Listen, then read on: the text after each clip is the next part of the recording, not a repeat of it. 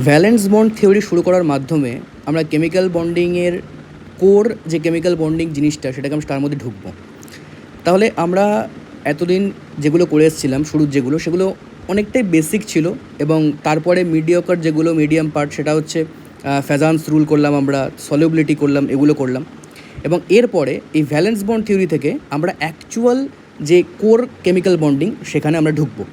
এবং ম্যাক্সিমাম যত কোয়েশ্চেন তোমরা পাবে সেটা আমরা এইখান থেকেই কিন্তু স্টার্ট হবে অ্যাকচুয়ালি, ভ্যালেন্স বন্ড থিওরি, তারপরে হাইব্রিডাইজেশন, ভিএসিপিআর, এগুলোর থেকে। ঠিক আছে?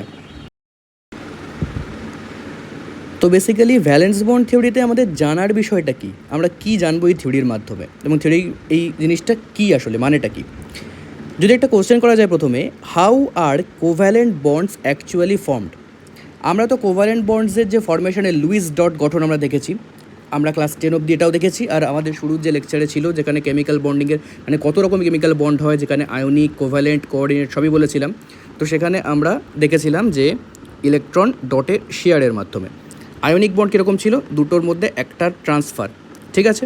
আর কোভ্যালেন্ট বন্ড কী ছিল, দুটোর ইলেকট্রনে দুজনের শেয়ারিং।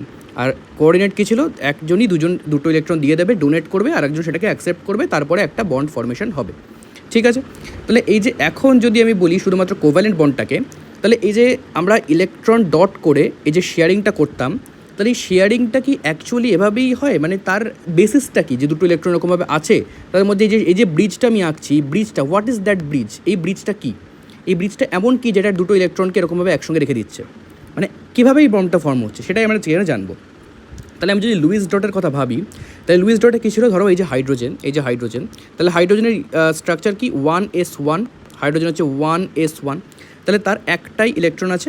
ঠিক আছে? তাহলে যে লাস্ট কক্ষপথে বা তার একটাই যেখানে কক্ষপথে আমি যদি বলি তাহলে সেখানে কী হচ্ছে, একটাই ইলেকট্রন থাকছে। এবার সেই ইলেকট্রন দুটো পরস্পরের শেয়ারিংয়ের মাধ্যমে কী তৈরি করছে, পরস্পরের দুটো শেয়ারিংয়ের মাধ্যমে এখান থেকে তৈরি করবে তারা H2। ঠিক আছে? মানে কি H সিঙ্গেল বন্ড H, এটা হচ্ছে মাঝখানে। আর এই মাঝখানের বন্ডটা কি, মাঝখানের বন্ডটা হচ্ছে কোভ্যালেন্ট বন্ড। ওকে, এবার আমি যদি এখানে লুইস ডটের কথা ভাবি, তাহলে এটা হচ্ছে লুইস ডট দিয়ে আমরা পেলাম। তাহলে লুইস ডটের লিমিটেশন কী ছিল, লুইস ডটের লিমিটেশন হলো, লুইস ডট যেটা আমাদের বলে, লুইস ডট কী বলে, যে ইলেকট্রনস আর শেয়ার্ড, যেটা আমরা জানি, ক্লাস 10 অবধি জানি, এটা যেটা বললাম এখন, এটা এই যে ইলেকট্রন শেয়ারিং সেটাও বলা হচ্ছে। এবার তাহলে but does not explain how sharing occurs, এই শেয়ারিংটা অ্যাকচুয়ালি কী করে হচ্ছে, ওয়াই শেয়ারিং অকার্স, এই শেয়ারিংটা কেন হচ্ছে, and how bond strength arises, মানে এই যে বন্ডটা আমরা করছি, সে যেটা বললাম না, এই যে বন্ডের অ্যাকচুয়ালি সিগনিফিকেন্সটা কী, দুটো ইলেকট্রনের মাঝখানে যে বন্ডটা, তার স্ট্রেংথটা কী করে আমরা বুঝছি অ্যাকচুয়ালি, সেটা কীভাবে ফর্ম হচ্ছে সেটা।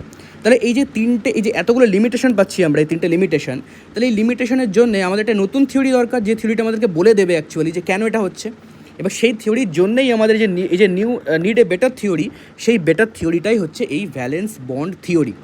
মানে ভ্যালেন্স ইলেকট্রন যে বন্ড করবে সেই বন্ডটা অ্যাকচুয়ালি কীভাবে হয় সেটা জানা যায় যে থিওরির মাধ্যমে, সেটাই হচ্ছে ভ্যালেন্স বন্ড থিওরি। ওকে, তাহলে এবার আসা যাক ভ্যালেন্স বন্ড থিওরির পুরো ব্যাপারে। ভিবিটির ডেফিনেশন কি, ভ্যালেন্স বন্ড থিওরিকে ছোটোতে আমরা ভিবিটি লিখেছি, এবং সব জায়গাতে এই টার্মটাই ইউজ করা হয়, ভিবিটি। তো ভিবিটির ডেফিনেশনে কি বলা আছে, a covalent bond is formed by overlap of half filled atomic orbitals containing electrons with opposite spin. ভালো করে প্রত্যেকটা লাইন বুঝবে। প্রথমে জিনিসটাকে একবার বলে নিই এক্সাম্পল দিয়ে, তারপরে জায়গাটা আবার ফিরে যাব। সবসময় ডেফিনেশন যেটা আমি করি, আমি যে ডেফিনেশনটা প্রথমে একটা তোমাদের দেখিয়ে দিই যেটা ডেফিনেশন অ্যাকচুয়ালি, তারপরে একটা এক্সাম্পল দিয়ে বোঝাই, আবার সেখানে ফিরে গিয়ে তারপর দেখবো যে ডেফিনেশনটা তার অ্যাকচুয়াল মানেটা কী। যদি হাইড্রোজেনের কথা ভাবি আবার, তাহলে 1s1, হাইড্রোজেনের 1s1। এবার এই 1s1-এর মধ্যে একটা ইলেকট্রন যদি একদিকে যদি স্পিন হয়, তোমরা আশা করছিস প্রত্যেকে অ্যাটমিক স্ট্রাকচার পড়ে এসছো, তাহলে সেখানে প্রত্যেকে জানো যে স্পিনটা কী হয়। আমাদের 4টে কোয়ান্টাম নাম্বার আছে, NL, M আর N, S। তাহলে যে এই এসটা যেটা, সেটা কী হয়, একটা প্লাস হাফ হয়, একটা মাইনাস হাফ হয়। এবার যেটা এই যে প্লাস হাফ আর মাইনাস হাফ, তার মানে কি ইলেকট্রনের অপোজিট স্পিন। তাহলে ইলেকট্রনের অপোজিট স্পিন যেটা, সেই অপোজিট স্পিন মানে একটা ইলেকট্রনকে যদি আমি কণা হিসেবে ধরি, তাহলে সেই কণাতে কী হবে, তার একদিকে নিজের কক্ষতে যদি একদিকে স্পিন হয়, ধরো এই যে এটাকে যদি অ্যান্টি ক্লকওয়াইজ বলি তাহলে কী হবে, মাইনাস হাফ, আর যদি ক্লক ওয়াইজ হয় তাহলে সেটাকে বলবো প্লাস হাফ। ওকে, তাহলে এখন যদি এই ওপরের দিকটাকে ভাবি, তার মানে এই দিকে আছে মানে এটাকে বলবো প্লাস হাফ, আর এই ইলেকট্রনটা যদি এটা নিচের দিকে তাকাচ্ছে তার মানে এটা হচ্ছে মাইনাস হাফ। এবার এই যে এইচটা তার 1s আছে, একটা এস আছে, তাহলে এই একটা এসের মধ্যে এর একটা ইলেকট্রন এই প্লাস হাফে রয়েছে আর একটা ইলেকট্রন মাইনাস হাফে রয়েছে।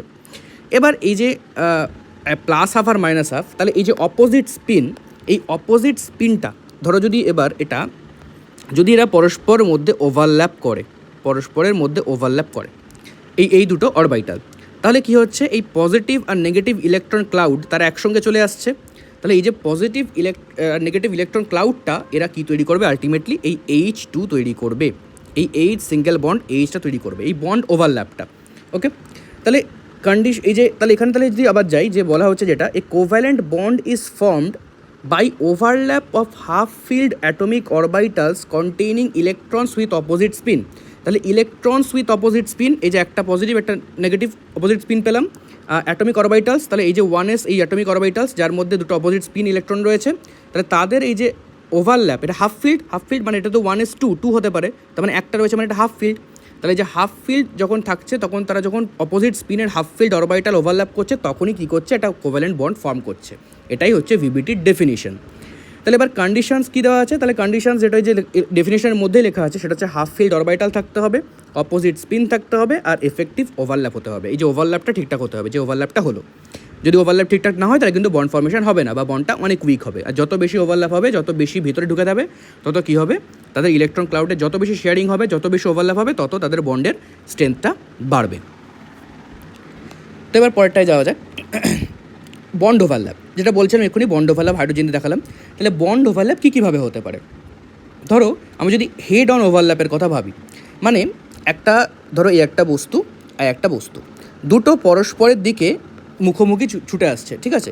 এবার এই যে যখন মুখোমুখি দুদিকে ছুটে আসছে, তাহলে একটা সময় যদি তারা এই যে মুখোমুখি মানে সংঘর্ষ করে, এই যে হেড অন কলিশন পড়তাম না আমরা, মুখোমুখি সংঘর্ষ, এই যে হেড অন কলিশন যদি সেটাকে ভাবো, তাহলে এই যে দুটো অরবিটাল যখন মুখোমুখি এই যে এসে সংঘর্ষ করে ওভারল্যাপ করবে, মুখোমুখি ওভারল্যাপ, সেটাকে আমরা বলছি হেড অন ওভারল্যাপ। আর এই হেড অন ওভারল্যাপের জন্য কি বন্ড ফর্মেশন হয়, সিগমা বন্ড ফর্মেশন হয়, ঠিক আছে। তাহলে সেটা সিগমা বন্ডের জন্য কীরকম, এটা ধরো এই যে এসটা রয়েছে, এই এসটা, এবার এস আর এইদিকে এখানে রয়েছে একটা পি, তাহলে এটা হচ্ছে এস, এটা হচ্ছে পি। এবার যদি এই যে এসটা, তাহলে এস যদি এখন পি এর দিকে অ্যাপ্রোচ করছে, এইবার এই ওভারল্যাপ করে ফেললো, তাহলে যে ওভারল্যাপ যেটা হলো, তাহলে এটা কী হলো, হেড অন হলো। তাহলে এই যে হেড অন ওভারল্যাপ, এটাকে আমরা কী বলছি, যে বন্ড ফর্মেশন হবে সেটাকে আমরা বলছি sigma bond. Sigma head on কলিশনের জন্য কি, বা হেড অন ওভারল্যাপের জন্য কী হয়, সিগমা বন্ড তৈরি হয়। এবার যদি হেড অন ওভারল্যাপ না হয়, যদি প্যারালেল ওভারল্যাপ হয়, তাহলে প্যারালেল ওভারল্যাপের জন্য কী হবে, যত এই যে একটা পাই অরবিটাল, এই পাই অরবিটাল পাশাপাশি রয়েছে, এবার এরা এই মুখোমুখি যদি সংঘর্ষ করতো, তাহলে মুখোমুখি সংঘর্ষ করলে কী তৈরি হয়, সিগমা তৈরি হয়, হেড অন ওভারল্যাপের জন্য সিগমা তৈরি হয়। কিন্তু যদি পাশাপাশি ওভারল্যাপ করে, তাহলে তারা কী তৈরি করবে, সাইড ওয়াইজ ওভারল্যাপ বা প্যারালেল ওভারল্যাপের জন্য তারা তৈরি করবে হচ্ছে পাই বন্ড তৈরি করবে। এবার এখানে নিচে যেটা লেখাটা আছে যে sigma bond has high bond energy আর pi bond has low bond energy, এটা মাথায় রাখো। কেন, কারণ এই যে হেড অন ওভারল্যাপের জন্য, এই যে হেড অন যে ওভারল্যাপ হয়, হেড অন ওভারল্যাপে কিন্তু অনেকটা বেশি ঢুকে যায়, পরস্পরের মধ্যে অনেকটা বেশি ঢুকে যেতে পারে, মানে ওভারল্যাপটা অনেক ভালো হতে পারে, আমি গোদা বাংলায় বললাম বেশি ঢুকে যেতে পারে। তাহলে সেক্ষেত্রে কী হবে, যে তাদের হেড অন ওভারল্যাপের জন্যে এই যে ইলেকট্রন ক্লাউডটা অনেক বেশি শেয়ারিং হবে, অনেক বেশি যখন শেয়ারিং হবে, তাহলে অনেক বেশি শেয়ারিংয়ের জন্য কী হবে, যে তাদের যে বন্ড স্ট্রেংথটা, বন্ড এনার্জিটা অনেকটাই বেশি হবে। কিন্তু সেই একইভাবে সেটা যদি আমি প্যারালেল ওভারল্যাপের কথা ভাবি, তাহলে প্যারালেল ওভারল্যাপের জন্য কী হবে, যে তারা পাশাপাশি দেখো খুব কম একটা জায়গা নিচ্ছে, খুব কম ওভারল্যাপ করতে পারছে। তাহলে এই যে এত কম একটা ওভারল্যাপের জন্যে, তাহলে এই কম ওভারল্যাপের জন্যে কি তারা ভালো একটা বন্ড ওভারল্যাপ করতে পারলো না, তার মানে তাদের এই যে বন্ড এনার্জিটা সেটা কিন্তু কম হবে। তাহলে এটার বন্ড এনার্জি বেশি, এটার বন্ড এনার্জি কিন্তু কম। এবার এই লাইনটা যেটা, এটা আবার ফিরে আসবো, এটা এক্ষুনি বুঝতে পারবে না, আসছি এটাতে। এবার কয়েকটা বন্ড হেড অন ওভারল্যাপ দেখি একটু। ধরো এই একটা এস অরবিটাল আর একটা এস অরবিটাল, তারা মুখোমুখি সংঘর্ষ করবে। তাহলে এই যে এস আর এস মুখোমুখি সংঘর্ষের জন্য কী তৈরি হয়, মুখোমুখি সংঘর্ষের জন্য কী বন্ড তৈরি হয়, সিগমা। তাহলে দুটো এস যদি হয়, তাহলে এস সিগমা বন্ড বা এস সিগমা ওভারল্যাপ, ঠিক আছে। এবার যদি একই রকম যদি একটা এস আর একটা পি হয় তাহলে কী হবে, মুখোমুখি সংঘর্ষের জন্য সিগমা, আর এস আর পি এর জন্য এসপি, তাহলে এসপি সিগমা ওভারল্যাপ। তাহলে এবার যদি পি দুটো হয় তাহলে পি দুটো মুখোমুখির জন্য কী তৈরি করবে, পি পি সিগমা, আর যদি এটা সাইড ওয়াইজ ওভারল্যাপ করতো, প্যারালাল ওভারল্যাপ করতো, তাহলে কী তৈরি করতো, পি পি পাই। এটা করলো পি পি সিগমা, এটা করলে পি পি পাই। ওকে, তাহলে এটা করলো পি পি সিগমা। এবার আমি পি এর অ্যাক্সিসের কথা ভাবি। আমরা তো পি অরবাইটাল জানি, তাহলে পি অরবাইটালের কী কী আছে, তিনটে অরবাইটাল আছে পি এর, সেটা হচ্ছে পি এক্স, পি ওয়াই আর পি জেড, তাই তো, P X, P Y, P Z. এবার এই যে P X, P Y, P Z, তার মানে তারা তিনটে অ্যাক্সিসের মধ্যে থাকবে, তিনটে আলাদা অ্যাক্সিস, তিনটে মানে রাইট অ্যাঙ্গেলের তিনটে যে অ্যাক্সিস হয় আমরা যেমন জানি, এই যে একটা এক্স, একটা ওয়াই, একটা জেড, তাহলে তিনটের মধ্যে থাকবে। তাহলে ধরে নাও এই যে এক্স যে অ্যাক্সিসের মধ্যে রয়েছে হচ্ছে পি এক্স, যদি ওয়াইয়ের দিকে ভাবি তাহলে রয়েছে হচ্ছে পি ওয়াই, আর যদি এই পারপেন্ডিকুলার জেডের কথা ভাবি তাহলে রয়েছে হচ্ছে পি জেড। এবার একটা এস এখন এখান থেকে যদি আসে, একটা এস যদি অ্যাপ্রোচ করে এখানে, তাহলে এই এসটা এক্স বরাবর যদি অ্যাপ্রোচ করতে করতে থাকে, তাহলে পি এর মধ্যে যখন এখানে এসে বন্ড ওভারল্যাপ করবে, এই যে এই সরলরেখা এসে, তাহলে এই যে বন্ডটা তৈরি হলো, এই বন্ডটা কী তৈরি হবে, এই বন্ডটা কী তৈরি হবে, পি এক্সের সঙ্গে এস, তাহলে S P x sigma, S P x sigma. একই রকমভাবে যদি এই এসটা যদি ওয়াই বরাবর আসে, যদি ওয়েস অরবাইটালটা ওয়াই বরাবর পি ওয়াইয়ের দিকে আসে, তাহলে যে বন্ডটা তৈরি করবে তাহলে সেটা কী বন্ড তৈরি হবে, এটা তৈরি হবে হচ্ছে এস পি ওয়াই সিগমা। একই রকম তাহলে এটা যদি জেডের দিক থেকে আসে তাহলে সেটা কী তৈরি করবে, সেটা তৈরি করবে হচ্ছে এটা যদি এখান থেকে এসে যদি তৈরি করে তাহলে কী তৈরি করবে, যে এস পি জেড সিগমা। ওকে, তাহলে এই তিনটে বন্ড তৈরি করছে তারা। এবার ধরো দুটো পি নিলাম আমি, দুটো অ্যাটমের মধ্যে আমি দুটো পি নিয়েছি, এটা একটা অ্যাটম, এদিকে একটা অ্যাটম, এদিকে একটা অ্যাটম। এবার এই অ্যাটমের মধ্যে এরও যে পি এর তিনটে রয়েছে, এরও তিনটে পি রয়েছে। এই যে পি এক্স, ধরো এই যে পি এক্স, এই পি এক্স যদি এখন পরস্পরের দিকে অ্যাপ্রোচ করে, তাহলে পি এক্স অ্যাপ্রোচের জন্যে তারা কী তৈরি করবে, পি এক্স অ্যাপ্রোচের জন্য কী তৈরি করবে, এটাকে একটু উপরের দিকে নিয়ে যায় তাহলে ভালো বুঝবে।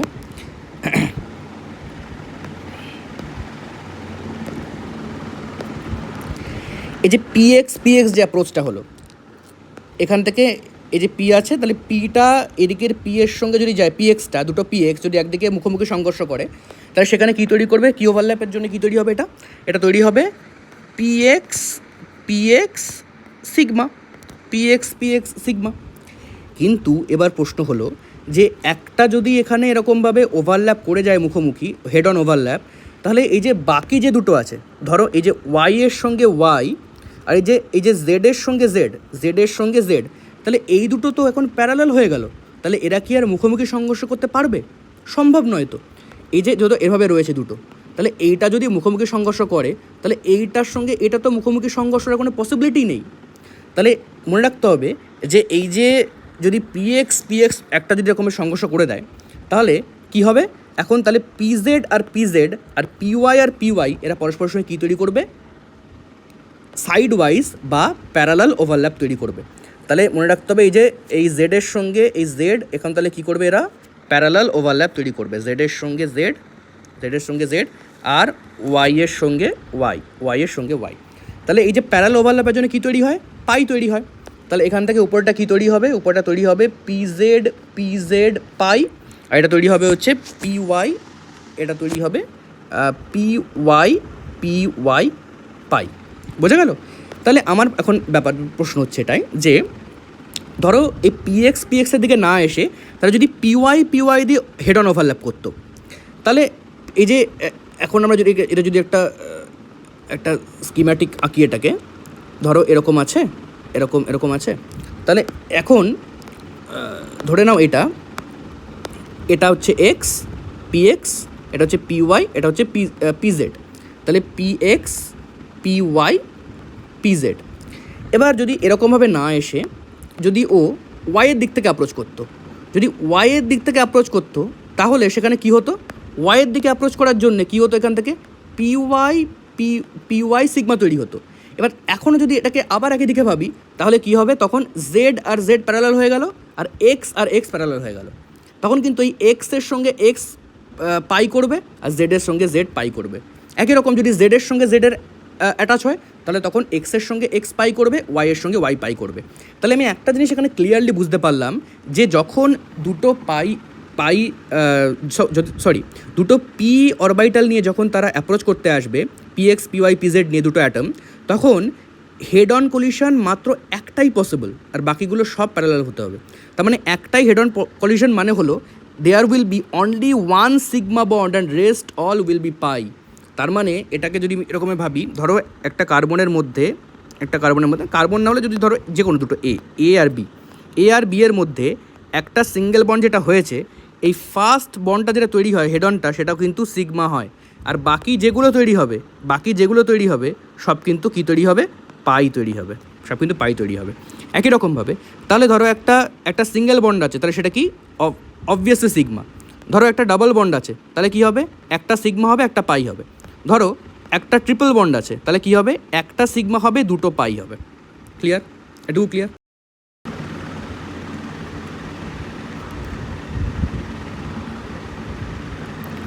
তাহলে ব্যাপারটাই যদি আগের জায়গাটা ফিরে আসি, এখানে যেটা বলেছিলাম, তাহলে এই যে only one or first bond that is sigma and rest all are pi. তাহলে ভ্যালেন্স বন্ড থিওরিটা বোঝা গেল। যে ভ্যালেন্স বন্ড থিওরি যেটা বললাম, যে প্রথমে আমরা তো লুইস ডট দিয়ে করেছিলাম, তাহলে লুইস ডট দিয়ে করে আমরা বুঝতেই পারছি যে হ্যাঁ হচ্ছে, শেয়ারিং হচ্ছে, বাট এই শেয়ারিংটা এই যে হাউ শেয়ারিং অকার্স, অ্যাকচুয়ালি কী করে শেয়ারিংটা হচ্ছে, অ্যান্ড হোয়াই শেয়ারিং অকার্স, শেয়ারিংটা কেন হচ্ছে, and how bond strength arises. তাহলে আমি এই যে বন্ড মনে রাখবে, বন্ড অর্ডার, বন্ড এনার্জি, এটা নিয়ে কিন্তু আলাদা একটা লেকচার হবে। তাহলে সেটা নিয়ে এক্ষুনি অতটা মাথা ঘামিও না, যেটুকু বললাম সেটুকু বুঝে নাও, তারপরে ওটা কিন্তু আবার বলবো। তাহলে এখানে যেটা বললাম, এই যে ডেরিভেটিভ ডেফিনেশনটা, সেটা একবার পড়বে। আর যে ব্যাপারটা হলো যে তাহলে তাহলে এই যে হাফ ফিল্ড থাকতে হবে আর অপোজিট স্পিন থাকতে হবে, তারপরে তাদের ওভারল্যাপের জন্য কিন্তু যে বন্ড তৈরি হয় সেটা কিন্তু কোভ্যালেন্ট বন্ড। আর এই যে দুটো ওভারল্যাপ বললাম, একটা হেড অন একটা প্যারালাল, তাহলে একমাত্র হেড অন কিন্তু একটাই হতে পারে আর বাকি কিন্তু সব তখন প্যারালাল হবে। যেটা বললাম, এই যে ধরো একটা জায়গাতে একটা সিঙ্গেল বন্ড আছে, তার মানে সেই সিঙ্গেল বন্ডটাই কিন্তু সিগমা। যদি দুটো থাকে তার মানে একটা সিগমা একটা পাই, আর যদি তিনটে বন্ড থাকে তাহলে একটা সিগমা দুটো পাই। ঠিক আছে?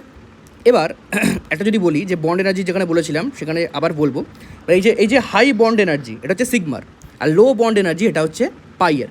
তাহলে এখন ধরো একটা ডাবল বন্ড আছে, একটা ডাবল বন্ডযুক্ত যৌগ আছে, একটা ট্রিপল বন্ডযুক্ত যৌগ আছে, বি এটা ধরো PQ। ঠিক আছে? এবার তাহলে স্বভাবতই প্রথম যেটা ডাবল বন্ড, তার মানে এর মধ্যে একটা সিগমা আছে একটা পাই আছে, আর এর মধ্যে একটা সিগমা আছে দুটো পাই আছে। এবার ধরো তোমাকে এর মধ্যে একটা বন্ড ভাঙতে হবে, তুমি এর মধ্যে কোন বন্ডটা ভাঙবে? যে বন্ডটা কম শক্তিশালী সেটাকে তুমি আগে ভাঙবে, যেটা বেশি শক্তিশালী সেটাকে তুমি ভাঙবে কীভাবে?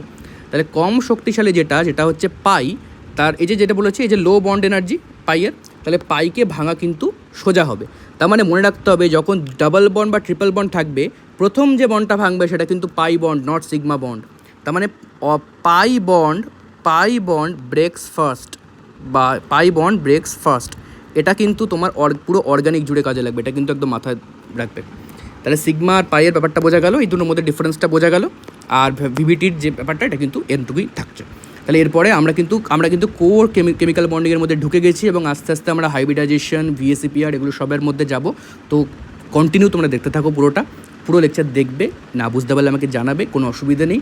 কিন্তু এটা দেখো, কারণ কেমিক্যাল বন্ডিং অনেক ডিমান্ডিং এবং অনেক মানে লেস আন্ডারস্ট্যান্ডেবল একটা চ্যাপ্টার, আর যেটা বাংলাতে খুব কমই আছে। তুমি অন্যান্য অনেক পেতে পারো, কিন্তু বাংলাতে তো অনেকের বাংলা ছাড়া কমফোর্টেবল নয়। সেক্ষেত্রে বাংলাতে কিন্তু তুমি এই সিরিজটাকে কন্টিনিউ করতে পারো, দেখতে পারো, এবং যেখানে সমস্যা হবে আমাকে জানাতে পারো। তো আজকের জন্য এটুকুই। Thank you.